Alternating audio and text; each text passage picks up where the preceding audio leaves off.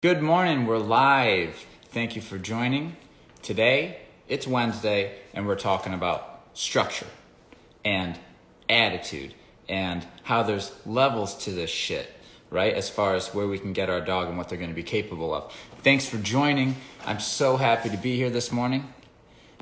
This was a topic that I've covered a lot in the past, but we're going to do it in the new series, so we're going to recover it today. And I've actually got some really fun stuff to talk about. Hopefully it's educational. Hopefully it's entertaining. And we're going to get rocking and rolling. I'll give a second for everybody to join. Thank you for stopping in this morning. Good morning, NJ412. Appreciate you guys being here. We're talking about, this is what I'm really going to get to. We are going to cover some structure stuff. I'm going to try not to bore you with it, okay? Because it can get boring. We're going to talk about how like structure's counterpart, or like the arch nemesis to structure is attitude, which is like a dog who doesn't want to participate or is complaining or something. Well, we'll cover that. We'll cover how to create a default day and how I encourage it. This is how to get a dog under control, by the way. Like if you want to take your dog and say, I want to make you better, that's what we're doing here, okay? So this isn't just like how you need to live with your dog forever. This is using structure within the day to create a better outcome, right? Get your dog in a better space so that eventually you don't have to use all this crazy heavy structure all the time. You can just get to the point where if your dog's messing up, you can then go tell it to do something and it listens. But in the beginning, you want to teach your dog how to live life. You want to integrate them into your life and into the human world so that they don't get lost and left behind, and they don't get domesticated far enough. They don't get to do stuff with you. They just don't get to have a good life. Good morning, everybody. I am so happy to see you all here. It's going to be a fun one. It's Wednesday. We're halfway through the week. We're getting there. Okay, here we go. All right. Structure. Create a default day. So let's say you're a person who say, hey, I want to get my dog better. Listen, there's levels to this shit, okay? As far as what you're going to be able to do, I've got it broken down. And listen, I just broke it down for the first time really this morning, sitting here thinking how I'm going to set it up for you guys. So this isn't like concrete, but I want to give you the visual. There's levels, and I got level 1, level 2, and level 3 as far as like what your dog's able to do and what type of lifestyle. How much can you do with your dog? Can you travel the world with the dog, or is it going to be limited to being like a little crazy rugrat, right? There's levels to the types of companions we're going to be able to create. Okay, and some dogs genetically won't be able to do as much in certain areas and blah, blah, blah, blah, blah. I know all that, but let's just keep this broad so we can get some concepts across. So we want to create a default day. We're ready to take our dog and get it better. It's not behaving well, it doesn't listen all the time. It's just, we want to create a companion out of this thing. So we tell people to create a day for your dog. And a default day is just simply one that you're going to be able to repeat over and over and over again, okay? Not that that's what you're going to do forever, but if you look at dogs, they tend to, like, if you don't do anything with them, any training, you let them live in your living room, they're going to pretty much end up forming a day and repeating it every day, the same thing over and over again. They're going to do the same thing when somebody knocks on the door that they did last year. They're going to do the same thing this year and next year and next year. They're going to do the same stuff. So we're going to take advantage of that. But what you're going to notice is that you're going to not have any control. So I'm going to make a little list of things of what you're going to need in order to start creating this day. You're going to need to work on these things here. Kennel behavior. If you don't got a kennel, you're going to want to go buy one. If you don't know how to get a dog to be good and calm in the kennel, look up balanced dog training. Trainers who have advice on YouTube and all these other platforms. You can learn it all there, I promise you. Good kennel behavior. The dog needs to be able to be calm and not complain about being in the kennel overnight, while you're home, and while you're gone. These 3. You got to cover them all. During this process, this is giving your dog the skills so they can level up, so they can be more, they're not going to be a little rug rat that all it does is just lay on the floor and bark at the guests and hide under the furniture and growl and be crazy out of their mind. You want to take this thing, put time, energy into it, level it up so it can go do stuff in the world. Now, how far can we bring this dog? It depends on the dog. It depends on the person. But we're going to get good kennel behavior, okay? We're also going to get good living room behavior, which is like the house. You know, you can use commands like place and down and these things. We will talk about that.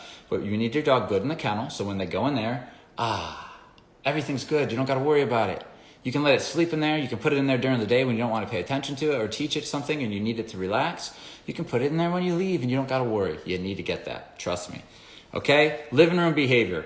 The dog needs to understand the ins and outs of how to live in a house. It's not playtime in the living room, right? You need to know maybe the place command. I would do that. It needs to know what to do when guests come over. You need to really work on the indoor behavior and making sure you can create calmness even in front of the face of a distraction like a guest.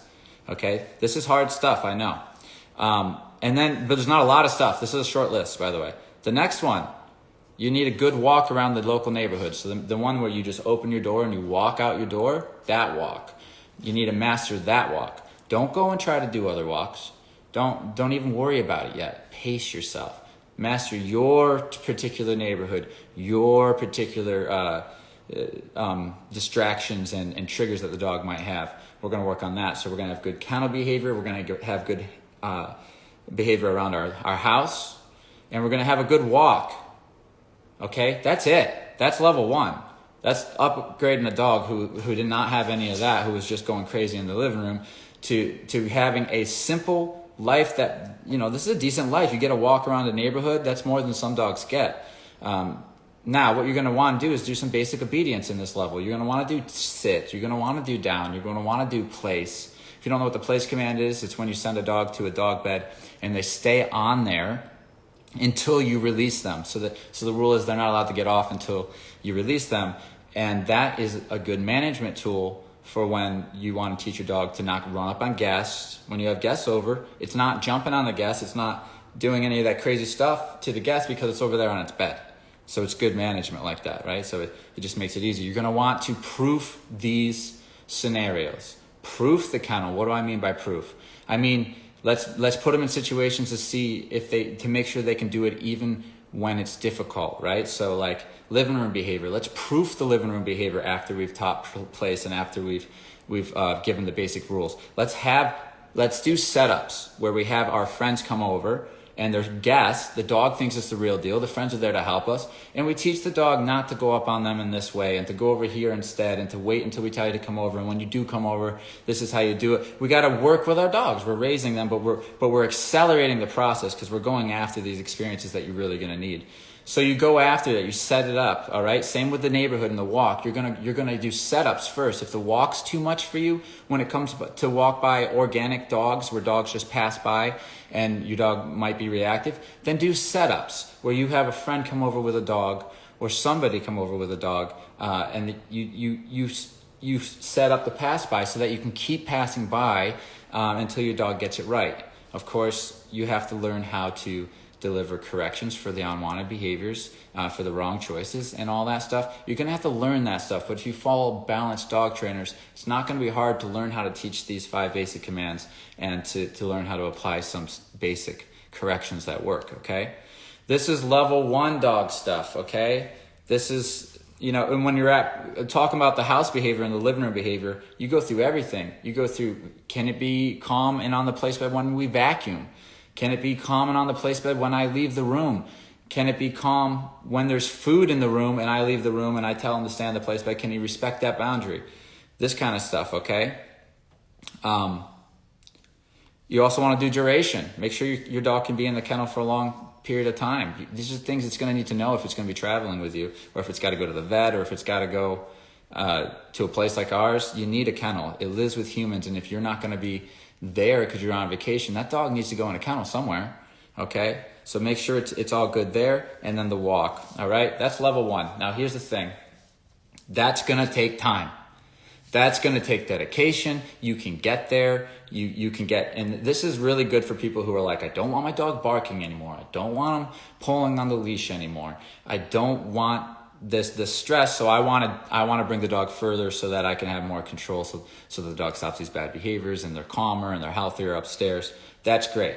But this dog is not ready to go all over the world yet, though. Okay, this is just the first step. And what you see is you take a person who's made it to this like level 1 and they try to do level 3, which I'm going to explain to you what I think level 3 is, and that's where they fall apart. That's where it crumbles. The dog can't handle it. There wasn't enough experiences to build up to this event, so it's too much for the dog and too much for too much for their relationship and them as a unit. They couldn't work through it. They're not experienced enough to get through this particular stressor for the dog. So you see people overstepping their bounds. They get some success in this area, and then they try to go out to the world and they realize it starts to fall apart. So let's talk about people who then get this and they want to bring it to level 2, which is probably where most people end up. Level 2, this is where you're going to start bringing it to the outside world. This is where you're going to start getting stuff off leash.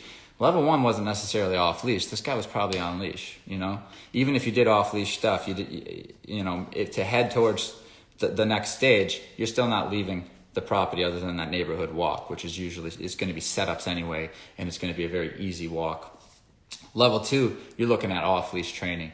You're looking at getting everything on a remote collar or some type of reliable off leash training, which, you know, if you're not using a remote collar, you're gonna have to pay a lot of money for like a dog who was trained as a puppy, and it takes like a year or whatever. But you're gonna need very reliable off leash training, and you're gonna need to teach the next step is teach the dog how to get in a car, how to drive or be transported somewhere, because this is another hot ticket for dogs. When you get in the car and you fuck up the association of the car, if the car's association's messed up, then anywhere you go with it is going to carry that unhealthy association, and you have yourself a shit show, and you can't say the word of the car, you can't say the word truck, right? Because then the dog goes crazy. None of that. Don't get yourself down that fucking hole, okay? So car rides. This is what he's going to learn next. He's going to get his off-leash obedience. He's going to learn how to go for a car ride, which just means calm and no reacting out the window. And if we have to use structure first to teach the dog the association and then loosen up on the structure, meaning I'm going to use a down stay, and if you're fussing, I'm going to use a double down in the car until there's no more problems. And weeks later, when there's no more problems with your mind and your association is healthy and you've accepted the fact that you can't look out a window, I might actually let you look out a window. Right? By not putting you in a down anymore. Unless I need it. You're having a bad day. You keep getting fussy. Now I'm going to tell you to down. But so this stuff isn't forever. It's not like I'm having the dog in a double down forever. It's to change the association or to create a healthy association, which is just neutral and calm, if anything, so that it's not a shit show. Because we're trying to get to a dog. We're trying to create a dog, which is an everywhere dog, is what a lot of people call it, which is level 3, which is these dogs are experienced and they can travel the world with you and they can go pretty much anywhere with you. This level 2 stuff's getting there. So you got to get the car right. Calmness in the car. None of this antsy pacing around. None of this bullshit. Okay, use a down stay. Use a double down. Get to your location, and then we're gonna pick 1 or 2 locations. That's it. We're not going to start opening. You're not going to try to, now I'm going to bring him everywhere. You're going to pick a couple places so that he learns what to do in these places. So one might be a hike or a field or something like this. And the other one, or like a mountain, something outdoorsy. The other one might be like visiting a friend. Something, nothing too crazy in intensity. You're building up your skills together to be able to handle the world, right? And the dog needs certain experiences of messing up, and then like you redeeming it and learning through this growth process. So I would pick something in the wilderness, and then maybe something like a friend's house or something. So out in the wilderness, you're working on your recall. While you're out there, you're having fun. Will you recall back to me as soon as I say, come back to me? Or if you see something you're unsure of, what is your response? Do you go towards it, or do you come back to me? I need to train you in all these things. And then I need to train you to go to my friend's house and to lay down or on the place bed or something while I visit my friends. These are nice natural steps. And you keep going back to these locations, but you don't do it every day. Remember, you got your default day going. And when you're ready to shake it up and have fun, like on the weekends, or if you have a little extra time, then you go and do one of these. This, for level 2 dogs, in my mind, and this isn't a strict thing, this is just to give you an idea. I'm not thinking these dogs are going somewhere every day. These dogs might go somewhere once a week. You know what I mean? Maybe twice a week. You know what I mean? People are busy. They put in the time to get the dog to this point. Maybe they got them trained up. But we're not living every second with this dog. This isn't usually the case. Okay, but they know how to go to a few places. Doesn't mean they're going to be great everywhere. Doesn't mean that they've generalized and understand the skills to know how to get through a new place every time it's a new place.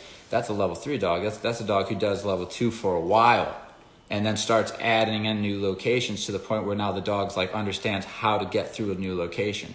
They generalize the skills. That's moving towards the level up, going to an everywhere dog, which is, to me, the ultimate. I mean, that's when you have the most control and you have the best relationship and you can do all these things with your dog without struggle. Now, here's the thing. If you're not,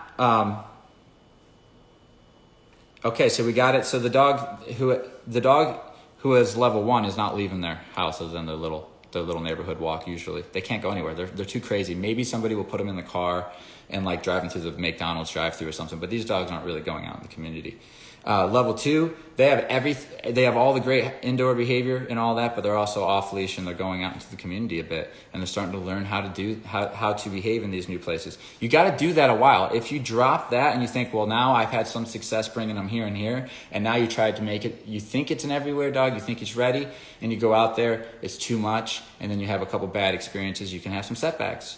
So you got to know where you are. It's a gradual progression, but you do get to this next level, which is level 3, which you know, a lot. There are more and more people that have dogs like this these days. You know, it's becoming more and more common with off leash training. The everywhere companion, you know, the dog that can literally go with you anywhere and keeps its composure. It's not struggling out there. Okay, so this is what you need to understand. These dogs, if you've seen them, they are not struggling. They're walking through an airport. They're walking through, you know, wherever, the streets of Mexico, it doesn't matter. They're not struggling up here. They're right there with their owner. They're calm. They're composed. They are not overexcited. Okay? They're not, they're not stressed. Okay? This dog has all the proper training and all the proper experiences to build it up to this point where now it's able, and also the proper owner, like that matters. The relationship with the owner, like they've got it going on right. They're a tight unit. They trust and respect one another. These people can go everywhere. And I'm not saying this dog might not have its moments, but you watch dogs like this and they are top notch. This is at like the same level as like a service dog, you know, if it's done at the right place. Okay. These dogs are not going to get shooken up by a dog who's barking at them. These are the type of dogs that are just kind of ignorant and keep walking. This is where everybody wants to be, but if you try to go there before you're ready, you get bad experiences, and if a dog has a bad experience with you because you bring it somewhere and then maybe it loses its shit because it's stressed, whether dogs are barking at it or whatever's causing the stress, now that looks bad for your relationship with the dog because you brought the dog there and then you weren't able to remedy it while you were there. It just ended up being a shit show and you lose trust. You know what I mean? So you want to make sure that you're ready to handle the situation. And if it's a situation where you're pushing the dog, at least know that you're going to be capable of helping the dog through. And that's why we use setups. So if you're trying to go from level 2 to level 3, you got to put the time in to working on what your dog struggles with, getting them past it. And some dogs will never be able to make it to level 3. They never will because they have their setbacks. Whether it's genetical or it's just past trauma, there's certain things that we know their limitations, and that's okay. That's okay. Every single dog that I own that is a personal dog has limitations. They aren't level 3 dogs, okay? They're not. They're just not. I create level 3 dogs with the right genetics and the right person, absolutely. But listen, people who go out and have an everywhere dog, they spend so much time with their dog. It's them and their dog, and they are dedicated. The amount of work that these people put in, and they get the right dog, they spend the right money on the dog, they do everything right. Yeah, it's great to try to go for it, and it's a wonderful thing, but not everybody's going to get it. Okay, so you just have to know where you are with your dog, who your dog is, who you are, and be honest with yourself and see where you land. And it's great as long as you and your dog are enjoying your life. That's all that matters. We don't need to be an everywhere dog. Or maybe we do want to we know our dog has it in them. We know they're just being a brat and we want to bring them to the next level. We know that this dog can be a killer companion. Let's freaking do it. Then you can do it. But where the problem is if you try to overstep your bounds, you know, somebody's like, hey, everybody's bringing the dog to the brewery. I'm going to bring my dog to the brewery who I've never worked with just because it's a dog and they're bringing their dogs, and you cause a scene and it's not good for you or anybody else there. You weren't ready to go out there. You went there anyway.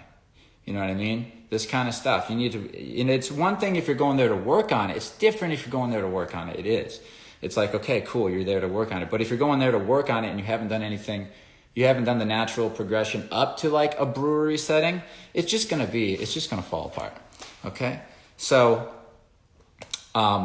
that's kind of one way to look at it. Know where you are, and also if you're just joining in, I'll take a second to say thank you for joining in. I went on for 20 minutes here.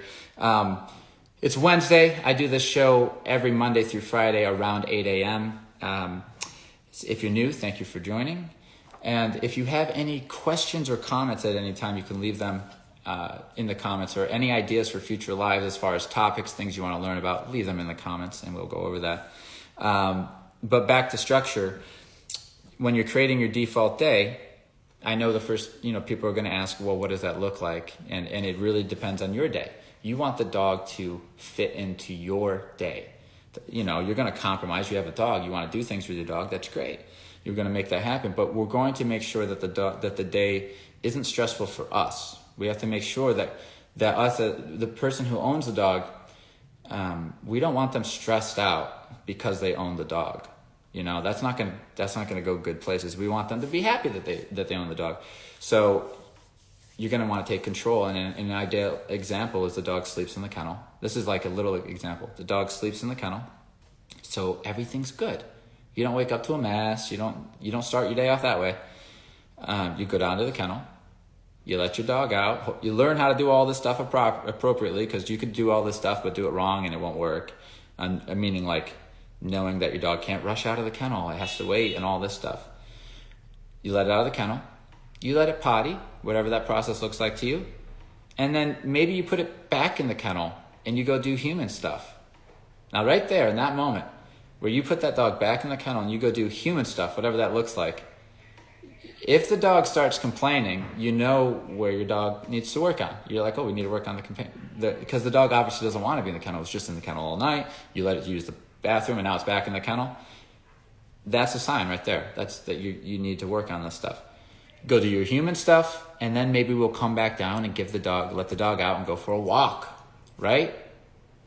Go for a walk. Go do something with the dog. You work on the walk, but then also maybe at the end of the walk, play some ball, satisfy the dog. Work, of course. Got to have that respect on the walk when we're walking, but when we get to where we're going, or if we get back home, whatever the situation looks like for you, maybe we'll play some ball or something.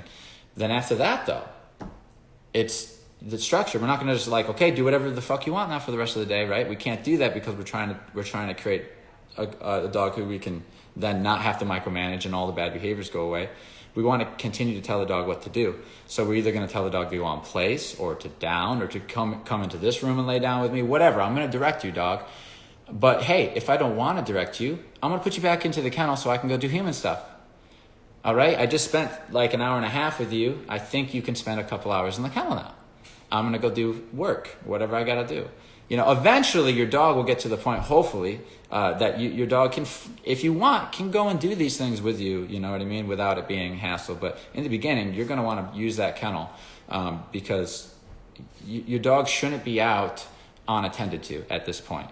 There's no free roam, what we call. So your dog's either in the kennel or doing something directly with you or being monitored by you. The behavior's being monitored by you, okay? And that's it. So we made it halfway through the day. We woke up, we pottied, we went back to the kennel. The human did some stuff. We did a walk, we played ball, then we came inside, we did place. And now I'm going back to my kennel to eat dinner and to use potty and eat dinner, going back to my kennel while the humans are doing probably dinner, probably eating their own dinner upstairs. This is just an example. And doing some other family stuff. And then I'm going to go back down and let you out. Maybe spend a little time with you in the yard or something, and then it's bedtime back in the kennel, and I'm headed upstairs with the family. This is the beginning process. This isn't forever. Eventually, your dog will spend more time on the place bed and less in the kennel. And I mean, heck, Riggins doesn't really stay in a kennel anymore. Our dog, when we first started working with him, he did. So now he sleeps on a place bed in the living room, but he can handle that now. We've got him to the point where he's able to do this without any problems, right? And plus, he guards my living room, which I like. I like that. I like the fact that if somebody tries to come into my house, I'm going to hear him go off first, and he'll wake me up before somebody makes it. And so nobody's going to get into that main room without him going off for sure. And he knows it. He knows that's he knows to growl and to bark appropriately. So yeah, that's what he's earned. But when I first met Riggins, he was far from being able to hang out in the family room. He was a wild man. And he wasn't afraid to snarl at you and threaten to use his teeth on you either.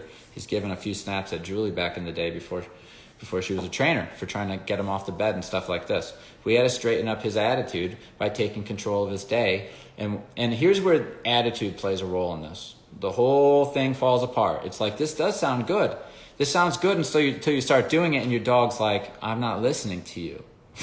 That's what's going to happen. And listen, you could do this. You could go grab something that the dog wants, and then you could say, hey, if you listen to me, I will give you this thing you want. You can do that, but that is not my style. If you guys watch this by now, it's not my style. We need the dogs to respect us. And so to me, when you're asking a dog to do something, when you're entering a conversation where you're like, hey, I need you to go on the place bed, and they're like, no, I don't want to me, that doesn't mean go get a treat. To me, that means go get a correction. Give that dog a correction for not listening to you, and then tell it to go on the bed. And be consistent with that type of living like that. And then, hey, when the dog gets on the bed, good job, right? Tomorrow, you got to play in days here, guys. Not, like every day, the dog's going to get a little bit better. Tomorrow, we test the same situation because we're doing the default day, and I tell him to go to place, and he does right away. No, we did the correction yesterday. He went on place. He kind of sulked, blah, blah, blah. The next day, he goes right on it, no problem. I might give him a treat, a food treat for that. Yeah, absolutely. Absolutely. Just to reinforce that way of thinking, that state of mind, that very compliant space you're in right now, I want you to stay there. If you stay there, we are going to be fine, man. But if you enter this place where you're trying to be independent and you're trying to have attitude against the structure, which is like fighting the system, right? It's like you're trying to tell a kid to sit down to take the test, and he's trying to stand on top of his desk. He's trying to run around and fuss. You're not going to say, okay, let's get you a candy bar so you can sit down and do the test. That kid's going to get punished. He's going to go to the principal's office. He's going to get wrote up. Something's going to happen. The dog needs to be punished. You say place, he doesn't place. Correction, he places. Listen, a week later, you're not correcting your dog because you're doing it right, and your dog's just going to place because they know that you will correct them, so therefore they don't make you have to correct them. That's how it works. Okay? But your dog will test you. And that's okay. We use the dog's general inclination to test during the setups. So it's like, hey, I just taught you place. Okay, you know the boundaries. Cool. You know what to do with the correction. Cool. All right, I'm not going to wait for the real thing. I'm going to set it up. I'm going to leave the room and see if you get off. I'm going to have somebody knock on the door and see if you step off the bed. And you will, and then I will correct you and put you back. And now, because I did that, you understand that in those situations in the future, I don't want you to get off, and this is what happens if you do. And if I did it right, you stay on the bed. Even if an elephant comes in the room, you stay on the bed. It's amazing how heavy you can proof this. Have fun with it. You can get to the point where you literally can't get that dog to get off the bed, and then you say break, and they run off the bed. And so the potential is great. All right. All the YouTube videos are out there to learn that kind of stuff. You can follow me. You can follow other balanced dog trainers who use the e-collar. It's great. It's all out there. You can learn how to do it right at home. Okay. So create a default day. Use structure. Remember, structure is just you giving the dog rules and telling it what to do. Right. So it's like if we're eating dinner, I want you on place. That's structure. Right. And that's where I want you. That's where I want you while we eat every day during this default day. That's why we say create a default day, so it can be the same thing repeated for a while, so that you can see the same lessons. You can enter the same thing you were struggling with yesterday. We're going to enter the same conversation every day for the next however long, and until we notice that there is no more issue. We now have a life with our dog that might be small at this like level 1, but we have a good dog in the house. He's very enjoyable. We have a nice walk. It's very enjoyable. And the dog is able to be in the kennel, so we're having a good life. If we want more than that, great, you can get more training than that. If you don't, then that's fine. When I'm 70 years old, my dog's not going to have a lot of training, okay? It's going to be a level 1 dog. Just hang out with me and a little stroll around the neighborhood, and we're good. I'd be happy with that, okay? If you want more, then you're going to have to go and work a little bit harder to get that off-leash stuff and start proofing your dog and getting that relationship even tighter and everything even progressing to the point where your dog can go places with you, but they're not going to do well out in the world if they're not doing well at home. So don't leave Don't go to try to advance your dog's training and try to get them fancy stuff if you can't master a walk around your own neighborhood. Why is it in Home Depot? Why? You're just getting more practice for the dog to experience for the association of the bad state of mind. And then it gets patterned. And then you got to hire me or somebody like me to really do the work, because now I got patterned. If they're struggling in your house, they're going to struggle in the neighborhood. If they're struggling in the neighborhood, they're going to struggle in Home Depot or wherever. It's like you got to master step one and then keep going. Okay, so you see, living room, kennel first, then living room, then walk around the neighborhood. Okay, and then you can then open up from there, then to car ride to other places. Okay, all right, guys. Genetics of the dog obviously plays a role too. You're either going to have, here's the spectrum. Okay, this side, super confident. Nothing spooks me, environmentally or socially. And then super fragile and nervous. Everything spooks me, from environment to social situations. Now, which one do you have? Because there's everything in between. Which one do you have? Because that is going to affect the journey of the dog. Also, what's going to affect the journey of the dog is where the temperament of the human is. So you see, there's so many variables. What type of person are you? What type of lifestyle do you have? Are you an active person? Are you ambitious? Are you lazy? Are you high strung? Do you have lots of energy or low energy? These things are you soft, or do you have a firmer, no bullshit kind of personality? These things matter. And then the dog you pair up with matters. That's going to affect the process. Like, so if you have the right dog for you, it just happens to be this heavenly match where it's like, the dog's listening to you naturally and things are going good. This process is going to go much smoother than if you have a very dominant dog who's confident and you have a very soft owner. That dog's going to try to run the show, and the owner's going to have trouble trying to tell it what to do unless it uses bribes or trades. Now, on the opposite end of the spectrum, we got a very sensitive dog, but a very firm owner who's not very patient. That's their temperament. I'm not patient. Come on, dog. Stop being like this. With a sensitive dog, that's going to cause problems too, right? We need to. It would be nice if all humans just kind of knew how to adapt, right? That's what you can do. You can learn. That's what I do. If I have a sensitive dog, I'm going to talk to it a little bit different than a dog who's being macho, right? What the dog you have and the person you are, the combination of whatever that looks like as a unit, will affect what the process looks like, how far you can go without professional help and whatnot. Okay. We also did have a question about what our program looks like, as far as like if we were to try to say, hey, owners, try this at home. This is kind of what I would say. I'm not going to tell you exactly how to do every technique and stuff, because that's what I can't do that for you. You have to watch the videos. You have to go to shadows. You have to study. That's what I had to do, right? It's all out there. That's what I can tell you. Everything that I know, that I tell you, is already out there. Okay? So thank you for joining. It's Wednesday, halfway through the week. Help me out with some more content ideas. I always love to hear what you guys want to hear about. Today was about structure, and then also the levels of companion dogs out there, right? We all have met those dogs. I got a dog in my family. You go up to my family, it's a little like Rugrat, it's one of those dogs that just live in the living room, and it's just crazy. It never leaves the house. It's got all these weird associations. It's just completely a nervous wreck. It's a mess. And then there's dogs that are like amazing service dogs out there that can be in the middle of a football stadium and keep its composure. You know what I mean? So you just gotta know. You gotta know. Dogs are different. They're all capable of different stuff. Like my dog that I was just talking about, my family dog. At this point, dog's like 8. At this point, the dog's never going to be able to be that level of companion and be able to go places like that without her causing a lot of stress on herself and you. Like, I could bring her to all these places, but it would be a shit show. Okay? All right. Thank you for joining in, guys. I'll see you guys tomorrow on Thursday. We'll have something good to talk about, 8 a.m. Then we got Friday, and then it's the weekend, so we'll see. We'll see what I cover tomorrow. I'm going to talk to Julie. We have a couple ideas, but I want to try to keep it connecting a little bit with every piece along the way. So let me scroll through to make sure I didn't miss any questions, and we will wrap it up.